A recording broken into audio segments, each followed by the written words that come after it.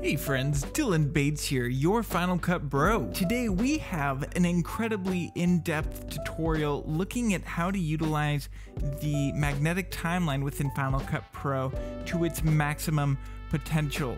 This is going to be a tutorial that is hopefully going to approach all skill levels. So from beginner to advanced, I'm sure you will find some information in here that'll hopefully be useful to you and speed up your editing a bit. If you already know some of the basics of editing, you can actually look down below and there are time codes, and that will help you jump around the video to sections that you might want to understand better and hopefully speed things up for you in watching this long video.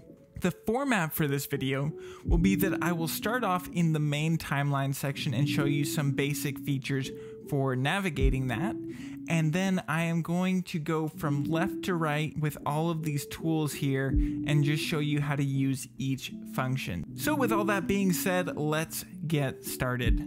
So I have this really basic timeline here, and I'm going to show you some of the tools for navigating the timeline. One of the most important things, I think, is the use of using J, K, and L. Now, these are all keys that are going to help you play through your timelines. L and spacebar are essentially the same key. If you push L, just like the spacebar, that is going to play your clip. If you push the J key, it'll play everything in reverse. Now, if you use the K key, it will actually stop the video. And likewise, if you do K and L, it will play forward in slow motion, or the same thing going in reverse, K and J. If you push the L or J key multiple times, it will actually speed up the playback speed. So if I push this, you can see how fast it's going. Same thing with J. The next thing we'll cover is getting around frame by frame. So if you use the arrow keys, you'll actually jump back a frame or forward a frame, just depending on the arrow key you push. And if you push shift while doing that, you will jump ahead 10 frames or back 10 frames. This next tool is one of the tools I use the most frequently. Let's say we select an edit here. It'll create that yellow line. And if we push the comma and period keys, it will actually adjust it by 1 frame. So we can make simple 1 frame edits and find the exact moment that we want it to make the cut. So that is comma to go left, period to go right. And if you push shift while you do that, you'll actually jump 10 frames. The next thing I really quickly want to show you is how to work with these stems that pop up. And that's just saying this clip is attached to whatever is here on the timeline. Now they can be very useful because let's say I want to keep this clip with the given B-roll. I can just click and drag and it'll leave it attached. However, if I want to move this clip and have this clip attached over here instead, we can simply do that by pushing Option, Command, and then clicking on that clip. And you'll notice that the stem actually moved over here to wherever I clicked. So we can just quickly move that around as necessary. And now when I move this clip, it'll be attached to this piece of B-roll, but this will be its own entity. In tandem with that, if we want to move this clip, but we don't want the above B-roll to be shifted, we can actually push the tilde key, and you'll see how that creates that orange indicator icon, and that's essentially one of these stems being crossed out. So if you push the tilde key, which is in the top left-hand corner of your keyboard, you can click and drag, and now this clip will remain in place, but these clips will be shifted around. So you can just very quickly and easily make the necessary edits without worrying about where this B-roll is going. Okay, so I think we've covered most of the basics for getting around the timeline. So the very first thing we are going to take a look at moving from the timeline is actually you can enable or disable the timeline up here. And you can do that also with Command Control 2. And so if you just want to look purely at your video, you can disable it and then you can re-enable it later. Moving right along to the index. The index is a tool that I don't see editors using enough, but is actually incredibly useful. So I'm actually going to jump to another project just so you can get a better idea of how the index is working. Okay, so we have the index here. As you can see, it has every clip registered within this index, and this can make it really easy for finding specific moments. So let's say that there is a particular moment and you know it's got a big whoosh sound. You could just type in whoosh, and look, I've got all these whoosh sounds here. We can click it and it will jump the playhead to that moment. And that works with essentially anything that is labeled on the timeline. So it's very easy to get around that way. Also at the bottom, you can click the video, audio, or titles version so that you can only see those items on the timeline. And you will notice this line, this gray line here, and that actually represents a marker. So any place that there is a marker, which is like this blue item here, that is where you will see it in the index. One other thing you can do here is you can right click on these columns here and you can actually add additional columns if that helps you. Moving on to the tags. The tags are very useful if you happen to keyword everything. Now, unfortunately for this video, I did not, but I can show you how it works really quickly. So let me pull something off. I've got this clip labeled ocean. And if I put that on, because it had the keyword, which I'll have another tutorial on adding keywords and such, it will add it into the tags here. So you can very easily find your keyword moments. Now, also, you can have Final Cut Pro find faces and such. And if you do that, you can actually select that from down here and it'll say, hey, this has a wide shot or a close-up shot, whatever it does. Along with, you can find all your markers, keywords, your to-do items, which I'll get into a little bit later, and your chapters and all of that. Moving on to the roles. Now I actually have an incredibly in-depth tutorial on roles, but I will just give you a quick overview of how they work because they are extremely useful. So the roles allow you to enable or disable a massive amount of items all at once. That's one of the main features. So let's say I want to just listen to this with just the music. I can disable both my dialogue and effects, and now just my music is selected. And if you want to watch that tutorial, I'll put it up here in the corner. So along with that, you can sort these. So let's say we want the effects to take priority. You can slide those up to the top, or you can have your dialogue at the top. And you'll notice how some of these are actually larger than others. So if I push this button here, that will minimize the other items and allow you to just focus on what you are working with, which can be extremely useful. And if you push shift, you can have multiples of those. Or if you just want to get rid of it altogether, you just disable them by clicking on them. And then audio lanes. This is one of my favorite features. Audio lanes are super, super useful because they allow you to essentially organize your clips by item. So if I disable audio lanes, I'll show you why this is useful. So I've got this dialogue track here, and it's kind of sorted right now because I have it in a compound clip. But if I cut this, you'll see how it pushes everything to the top. And now I've got sound effects up here and dialogue, and then all the music's over here. And I really like to have things as organized as possible so I can just make quick decisions. So if you push show audio lanes, it will automatically push everything into these singular lanes right here. And that just makes it much easier to see what you are editing on. So that basically wraps it up for roles. And I'll undo my changes here. And then we can keep on going. Oh, and undo is Command Z, if you didn't know. And redo is Command Shift Z. Command Z, undo. Command Shift Z is redo. I'm going to just delete everything to show you these next features. Okay, so moving right along, we are going to be taking a look at these insert methods for our clips. And this is going to affect anything that's up here in this browser and push it down to the timeline. And they each have associated keyboard shortcuts as well. Okay, so the first item here is the connect clip. Now, when I place this, you'll notice it placed it above the magnetic timeline and it created a gap clip. Gap clips are very useful. They are just a completely empty clip. You can't add any effects to them or anything. They're just a completely transparent clip that allows you to space stuff apart.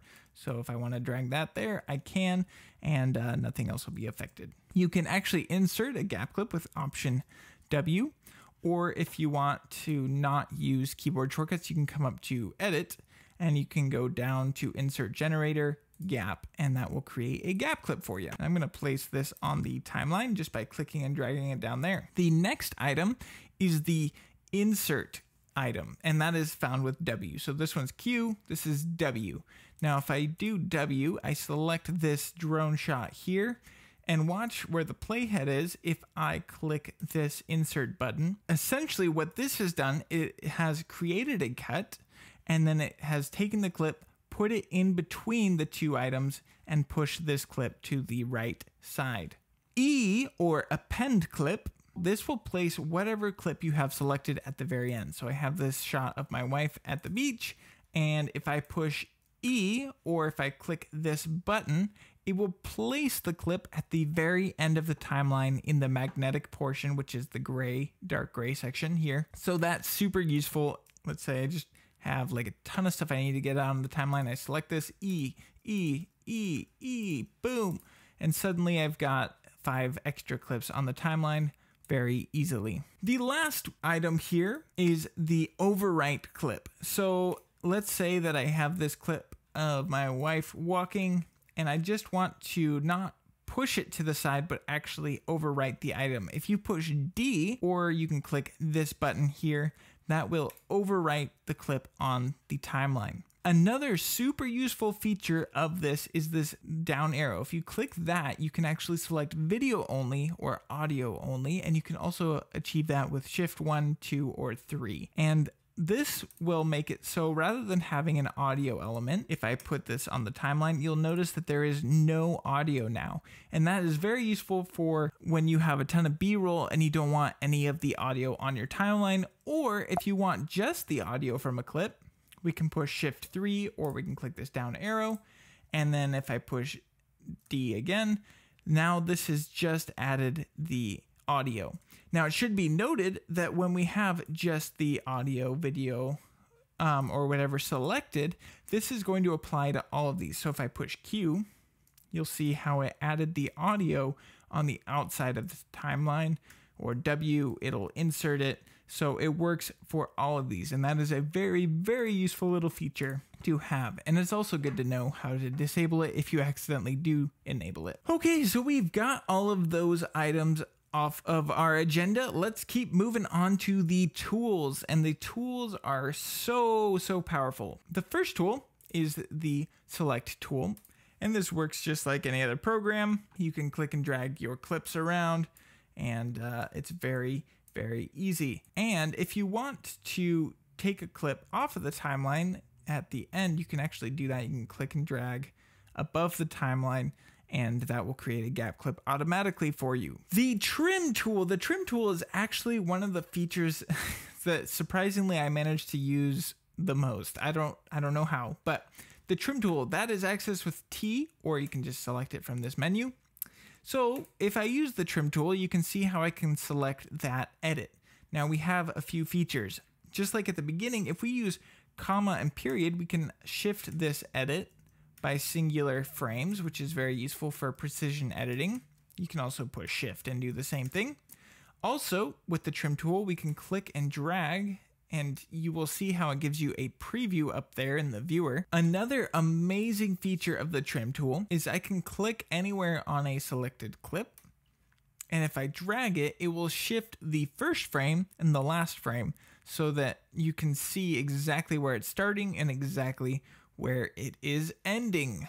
So I really like that feature. Also, if you select the clip, you just click it once. You can use the comma and period keys, and you can slide it by singular frames, or again with shift, you can do it by 10 frames. The last thing with the trim tool is if you double click any edit, this will push you into the precision editor. And the precision editor is very nice because you can find the exact moment that you want a clip to end, and it shows you how much further the clip has. You can actually skim along here, and you can just click where you want it to end, and it will push the edit that direction. And we can start here, or we can click and drag just like that. And yeah, moving on to the position tool. The position tool is great, especially if you're somebody who really hates the magnetic timeline, because the position tool acts a little bit more like a layer-based editor, or whatever they call those. So the position tool, anywhere you move a clip will overwrite another clip. So if I drag this over here, it will just overwrite that clip, and it will create gap clips automatically. So again, we can also just click and drag this clip along the timeline, and that will create this gap for us. So if you like to work in a way that's where nothing's getting shifted around and pushed to the left, you can use the position tool for that. Likewise, you can also click and drag any of the edges here, and it will automatically create a gap clip for you. Very, very useful in a lot of circumstances. The range selection tool. I really like the range selection tool. If you push R, that will give you the range selector, and you can click and drag on any clip. I'll actually add another clip really quick. You can also duplicate a clip if you push Option and click and drag. That will duplicate it up there. Okay, so the range selection tool, you can click on any clip here and that will create a range. Now, ranges are really great because let's say I know that I want exactly this portion of a video deleted, so I can delete that and it will automatically clean up everything for you, and again, push it to the left. Now, another amazing feature is the audio capabilities. So you'll see I've got this audio bar here, and I can drag this down, and it automatically created those keyframes for me so that I didn't have to push Option in 4 different spots and then set the keyframes. It's just a really fast way of adding some keyframes for you. The last feature of the range selection tool that I really, really like is if you want to just export a portion of a video, use your range selector, go to your share menu up here, and you can export it however you want, except for the master file version. So if you just do export file, that is going to export the entire video. I do not know why, other than it's just labeled as the master file, so just keep that in mind. The next feature in our tool set is the blade tool, and the blade tool is probably the tool you will be using the most when you are first editing. You can get that with B, or you can click and select it from this menu. The blade tool it works just like you would expect. So you click on a clip, it creates a cut, create another cut, you can delete that clip. You can do whatever you need to with those edits. Now you will notice this section here has a dotted line, and that means that this clip to this clip is just a continuation. It's the same clip, so you won't even see a frame difference. However, if I shift this, you'll see that they are now more of a solid line, and that is to indicate that there is a full edit happening here. And so that's just a very quick way to see a visual indication of if an edit is still there. You can actually get rid of an edit if it's a continuation with this dotted line by clicking on an edit and just pushing delete, and that will get rid of that. You can also make a cut by pushing Command B if that's faster, and it will cut it wherever your playhead is. Moving right along to the zoom tool. Now, I do not use the zoom tool very much, but it can be useful. The zoom tool, wherever you click and drag over, it will zoom the timeline to fit that portion in your screen. So you'll see how it zoomed in, and now I have all these edits here, and let's say I just want to really focus on these edits. You can very easily do that with the zoom tool, and that is accessed with Z. So yeah, you can just click and drag over a section and that will zoom in. The hand tool is essentially like if you use Adobe software. Let's say I'm super zoomed in here and you don't have like a side scroll wheel, or you don't have like a magic mouse or anything. You can click and drag on your timeline, and that will allow you to navigate using the hand tool, which is found with H. This also works up here in the viewer. So if I have the hand tool, I can click and drag and move around very easily in the zoomed section. Okay, I think we just nailed all of the tools. So each of their respective keyboard shortcuts are found here. And if anything, I recommend that you learn at least these shortcuts. They are going to save you so much time rather than having to come up here, find the tool you need, select it, and so on and so forth. Okay, so the next feature is these little arrows here, and you'll see how this arrow is highlighted white. Now that means that I have another timeline selected. So if I push back, this will push us into my other timeline, and that can be really useful for jumping back and forth between multiple timelines. And if I had multiples, you can click and hold on this, turtles, and you can see all the alternate timelines I have here. So very useful for just navigating by clicking and holding and getting exactly where you need to. And if I want to, I could actually, copy a clip from this timeline and with Command C, Command V to paste it in this video. This next feature here is this down arrow next to the name of our timeline. If I click that, we can duplicate our project. We can reveal the project in our browser, which will just highlight whatever the project is up here. We can see the project properties, which will be up here in the upper right-hand corner, which it just totally glitched out, so it didn't work, but Command J, there it is. And we can modify our resolution. And if you haven't actually added any clips to the timeline, you can change the frame rate, rendering, all of that. Okay, we're gonna hop up here really quickly and look at the Retime editor. And I say really quickly, but the Retime editor can get a little bit complicated. So let me find some slow-mo clips because that's gonna showcase this the best. Okay, so with the Retime editor, we can click this little speedometer looking thing. We can slow down our clips. So this will slow it to 50%. And we can also speed it up 8 times. We can reset a clip just by pushing Shift N, and that will reset the speed of a clip. The hold feature is essentially like a freeze frame. So you'll see it just pauses here, and we can extend that out as long as we need or shorten it. The next feature is the blade speed, and blade speed is really useful for creating speed ramps. So let's say that at this exact moment, I would like the slow-mo to kick in. We will just select blade speed, or you can do Shift B. You can select your speed indication here, and we can set this to 50%. Super useful for creating speed ramps. And then, like, let's say that we want it to stop speed ramping right here. And now we slow this down. And then it will speed back up. Perfect. And I'm going to have a much more in-depth tutorial with speed ramps and all that stuff down the road. The next feature is the custom item, and we can select if we want to reverse a clip, we can set it forward, we can set exactly how slow or fast it is. So let's say I want to do 50% or 100% speed.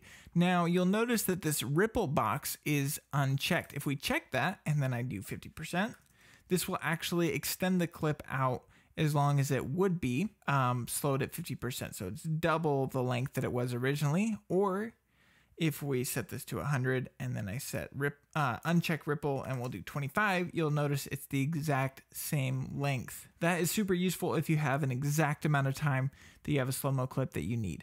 So keep that in mind. You can also set your exact duration. So if I want to set this to 1 second and 0 frames, and then we'll just push enter, that will speed it up to exactly the amount of time it needs to be for that length. So if we also hop back in here into custom, we've got the automatic speed, and I love the automatic speed because automatic speed will set it to the native frame rate of whatever it was shot.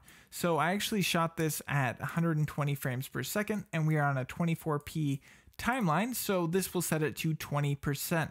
And that is extremely useful. I actually created a custom shortcut tutorial on how to do that for setting automatic speed. So if I select this clip and do Option B, this slowed it down to 40% because it's a 60 frame per second clip. And this clip is 120 frames per second. Very, very, very useful. So you do have a few other features that are just going to be a whole tutorial in themselves. We've got the rewind feature,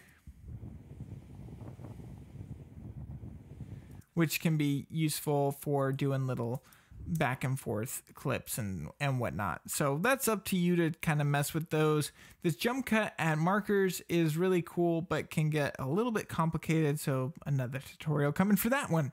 Video quality. Now video quality is exceptionally useful. Let me find a clip that's not actually, I think these are all slow-mo. This one isn't. Video quality, I'll push Command R, that'll give me the retiming, and I can click and drag this clip way out. And if I play this back, you'll see how choppy it is. So if we want to fix that, we can actually go to our video quality here and set it to frame blending or optical flow. 9 times out of 10, you're going to be using optical flow, and that is just going to analyze it, and it will create frames so that it actually has a very, very smooth motion to it. So now if I play this back, the slow motion is very, very smooth compared to what it was before. So extremely useful very time consuming and taxing on your system, so just keep that in mind. But I almost always use optical flow if I'm doing any slow-mo that's not natively shot in the frame rate I'm going for. Some of the last features I'm going to show you in this little menu here is if you actually select this, we can preserve the pitch. Now, if I slow this down, it'll give us that option, I believe. So you'll see this preserve pitch, and essentially Final Cut does some calculations and figures out how to keep the sound at the same pitch that it was. So if I play this back, you can hear me sound like an idiot. So, so we can disable preserve pitch, and now this is going to be played back in slow motion. That's beautiful. Perfect. Now I sound awesome. My poor wife. Okay, moving on, speed transitions. So speed transitions, you'll see there's this little transition here. If I select that and go to speed transitions, disable that, now it will just right at this point make a cut essentially, and the speed will go right into normal speed. So there's no transition.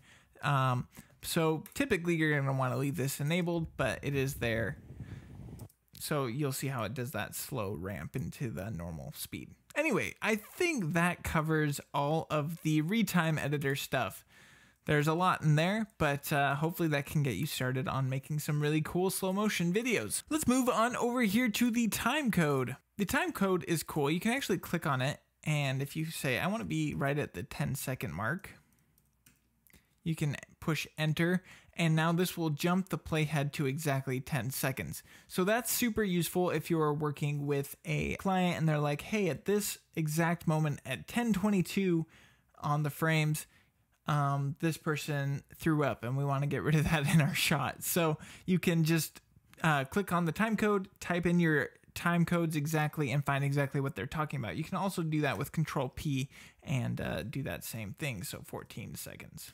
And this is going to work off of like a frames. So this number here indicates the frames, and this number here indicates the amount of seconds, minutes, and hours. The next feature is super, super cool. So we've got these audio waves here, and if you click on those, you'll see how it pops up some audio here, and we can actually increase the size of that so you can really see it. You can actually see what your levels are playing at. So That's beautiful. you'll see how this is around -3 decibels here, and you can actually see the highest it got, the highest value that it got up here at the top, -3 and -11. So whoops, I clicked them and they went away. So that's just something really simple to note. If you are peaking, let's say I do this, I'm going to lower the sound on this in the edit, but if I play this, you'll see how it peaked out at 8 decibels, and on the right channel it was 1 decibel. So that's just super simple to know, oh, okay, I need to drop this you know, quite a bit by at least 8 decibels or more, and then you can play that back and see exactly where it's falling. So yeah, that's just a quick indication. Really like the audio levels here, and if you have a video that has like 4 channels or something, then 4 channels will actually pop up here. I'm going to disable the audio here by clicking on it again. There is this full screen button, which just puts the whole video in full screen. Okay, so the first feature here is the skimming, and that is just the video. You'll see how it's been skimming this whole time, and that's super useful for just finding an exact moment that you want in a clip. You can push Command B, do your whole thing. But if you want to disable that, you can push S, or you can click on that button, and it will no longer skim. You can also, if we have skimming enabled, if you push Shift S or push this little button here, this will give you audio skimming. So you can just jump through very, very quickly and find the audio moments that you need. The next feature is the solo clip. So let's say that I have this ocean clip and I just want to hear the audio from my, oh yeah, that's beautiful. So if I select that clip and I push the solo item, which is also achieved with Option S, you can play this. Oh yeah, that's beautiful. And just the audio from this clip will come through. But let me enable the audio. Oh yeah, and now they are both playing. So just super simple, headphones means solo. The next feature is the snapping feature, which you can achieve with N, or you can click this button. N will lock your clips, so you can very, very easily find, okay, I want to line these clips up. You just bring it there and it'll lock it to it very, very quickly. And this will work with any edit that's happening on the timeline. If we disable it, you'll see how I try and get there. And now it just is free flowing. So you can utilize those as much as you need, how you need them. This next button actually lets you kind of manipulate your timeline in a way that you can see it a little bit more visually. So if we click this, we have a few options. We've got our zooming, which we can do with command minus or plus, or you can just do it right there. You can also set how much of the audio waves is shown in comparison to the video. So if I go all the way to the left here, it's just going to be audio waves with no visual indication of what the clip is. If I go all the way to the right here, almost all the way to the right, it's just going to be video. And if you want just a really minimalist looking thing, you can click that button and it'll just be by their names. So depending on how you like to edit, you can set that accordingly. Sometimes when I'm working directly with audio, I'll just jump on over to make the audio waves larger. And then this next slider lets you set the scale of each clip. So that can be really useful if you're working directly with audio and you just want a really big indication of how the audio waves are working. These next buttons, angles, if you click that, this will show you if you have a multicam clip, which I don't right now. But if you had a multicam clip, it would show you which camera is being shown. And then, so if you have angle A, angle B, angle C, it'll have that all labeled very easily for you to see. Clip rolls just adds, so these are all video rolls. If I had a title roll, I'll push Ctrl T, that'll create a title. You can see titles there. So that's just up to you if that's useful. And yeah, lane headers. Lane headers aren't super useful, but if you need them, sometimes you need them. So you can do show audio lanes and you'll see how this name here, dialogue, appears. Now, if I disable it, the dialogue word goes away. So it's not super useful if you know your color indicators, but it can be useful in some circumstances. Alrighty, I think that wraps up that button. Let's take a quick look at effects. Effects are really fun. So you've obviously have all of your effects. All of your video effects are lined up also with your audio effects. So if you want just video effects, you can click anywhere under this video category here, and you'll only see video. And then if you want just audio, you can click under this audio category. You can also search through your effects. So if we just want to download my handheld plugin, we can click that and drag it on. You can also select a clip and double click it, and that will apply the effect to the clip. And then we can just clear that selection by pushing this X. This button here will actually enable or disable this sidebar, so if that's something you like better, you can do that too. Okay, the transitions. Transitions, they have a few extra things we can get into here. So with transitions, let's get into my glitch transitions here. There we go, we'll just drag that on there. Again, you can search here for it. So with the transitions, you can just drag them onto any clip, just like that. You can also push Option, click and drag, and that will duplicate a transition. You can extend the length of the clip if you drag out these little white bars here. And that's just saying this is where that clip ends, so you can move that around. If you want to extend the length of the transition, you just reach a little lower underneath the white bars, click and drag, and that will let you extend that out as long as you need. Also, if you right-click on a transition, you can go Show Precision Editor or Ctrl E, and you can set the transition as long as you need. This can just be an easy way to tell where the transition's ending and where the next clip's beginning. Okay, so that is transitions in a nutshell. Okay, we have gotten all of the tools along here. Now we are going to take a look at some of the right-click menus. Right-click menus are awesome. So if we select all these clips, we can right-click and do New Compound Clip. This is essentially nesting in Adobe products. So if you come from there, you can very easily see how this has created essentially another clip of all of those clips. So you can get in to edit it by clicking on this, this little white icon here, or light blue, I should say. And then you can edit anything within this compound clip, and then you can back out with this arrow here very, very easily. Also, any effects you apply to this clip will apply to all the items that are within the compound clip. If you want to get everything out of the compound clip, you can push Command-Shift-G, or you can go up to Clip, Break Apart, Clip, Items, and that will replace it exactly how it was. It should be noted though that if you had any effects on the compound clip, those will not be applied to the clips that were inside. So you're gonna have to redo your effects if you do that. Okay, the next thing, change duration. Now I actually really like change duration. Let's see if I can show you how this works. Okay, so I'll duplicate this item here. Get rid of that. Okay, so the change duration. Now if I push Ctrl D, or if I right click on an item, I can set exactly how long I want. And this is again going to work with the frames, seconds, minutes, hours. So if I want this to be 1 second long, I just type in 100, and that will set it as 1 second. This can be extremely useful if you are creating a time lapse. I unfortunately don't have like a time lapse thing on here, but let's say that this is chopped up, so I'll just do Command B, and I want all these to be 1 frame long. You just push Ctrl D, set it to 1, enter, and now we have a bunch of 1 frame items. So that's just a super fast way to set the duration of a clip. Detach audio. I definitely don't recommend you do this frequently, but sometimes you need to detach audio for whatever reason. This is more destructive, and it's very hard to relink stuff unless you create a compound clip, so I don't recommend you do this unless you need to. You can also disable audio if you select a clip, come up to the audio here, and we can disable it there. But if you want to completely disconnect it from the clip, you can right click, detach audio, or Ctrl-Shift-S, I believe. That will separate the audio, and now the audio is its own entity, and this will have no audio elements paired with it.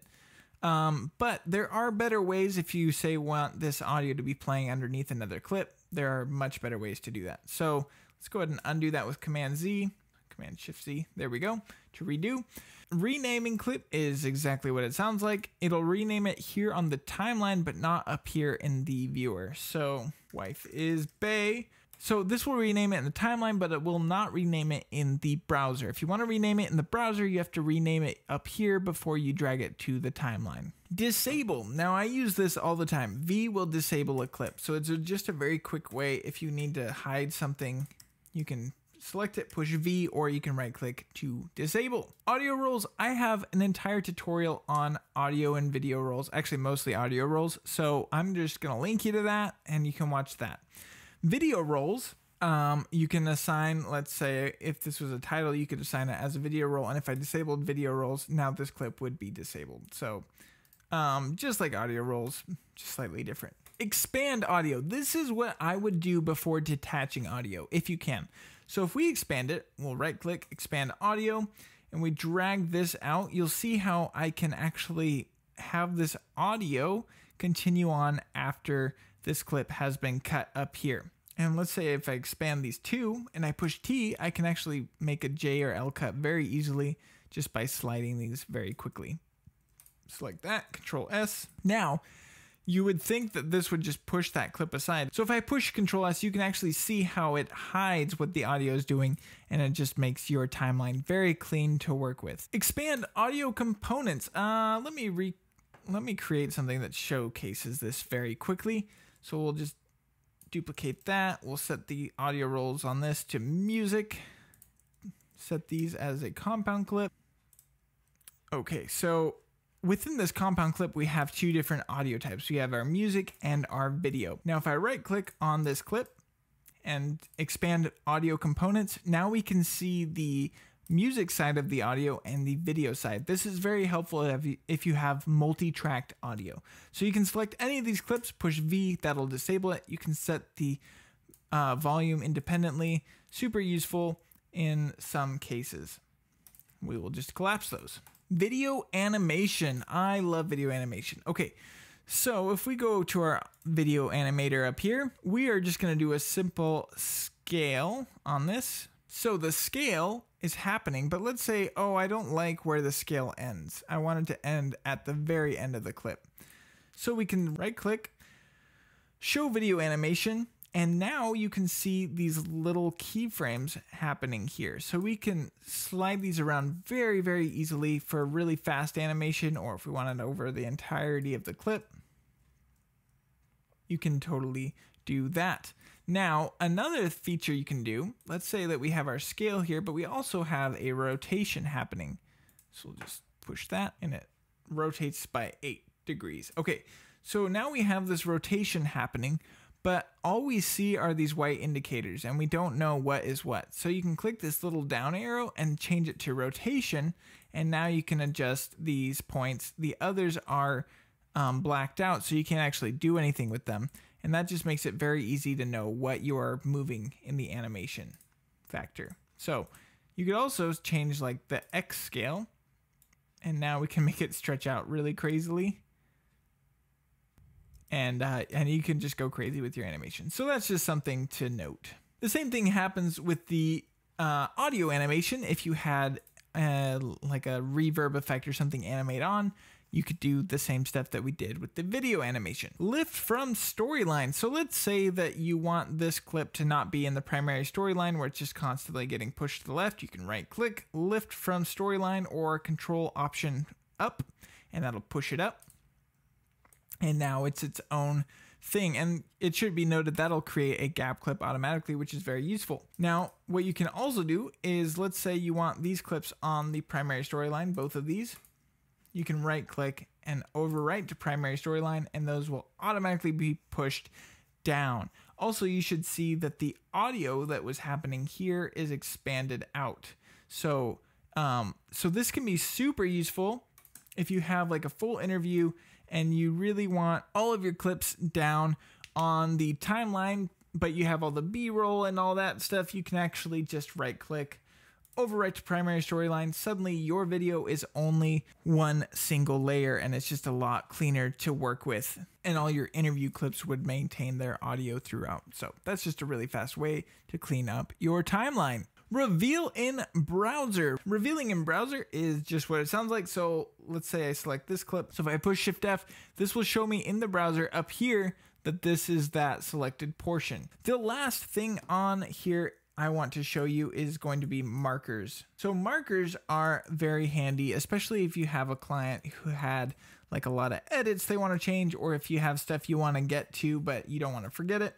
You can write it down on a notepad or something, or you can do it directly in Final Cut. So let's just push M, and that is going to create this blue marker. You can edit a marker by double clicking on it, or you can right click and do modify.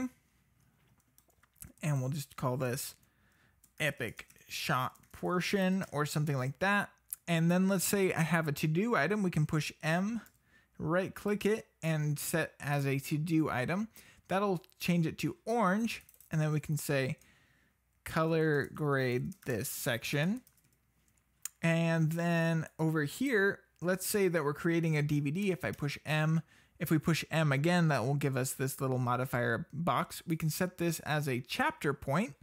So we have our marker, to-do item, chapter point. We can say the adventure begins. And then let's say that we want to change the thumbnail of that chapter. We can drag this out, and this will set the thumbnail to exactly wherever we put the marker. So that's useful if you are making DVDs. Now, if we jump over here to our tags here, we can actually see these markers happening. So we have our marker here, and then, okay, I need to get through all my to-do items. We'll just change this to the to-do item section. Now I can create another one here. Fly away. Okay, so now I've got these two to-do items. So I got a color grade, and then I can color grade this. Man, that looks amazing. That's some incredible work. And then I can just mark that as completed by double clicking on it. Now it turns green, which is really handy to know what you've done. And then, oh, okay, I made her fly away, completed, we're done. And now those items are off of the to-do list here. So super useful for just navigating your timeline and finding exact moments that you need to do quickly. Okay, this tutorial has been more than long enough, and I hope that there is some insight in here that will help you become a better editor to better tell your stories and to make better videos. So thank you guys so much for watching, and you guys know how YouTube works. You do the subscribe and like thing. You know, I'm not gonna preach it to you, so you do that if you want to do that, and I will see you next week.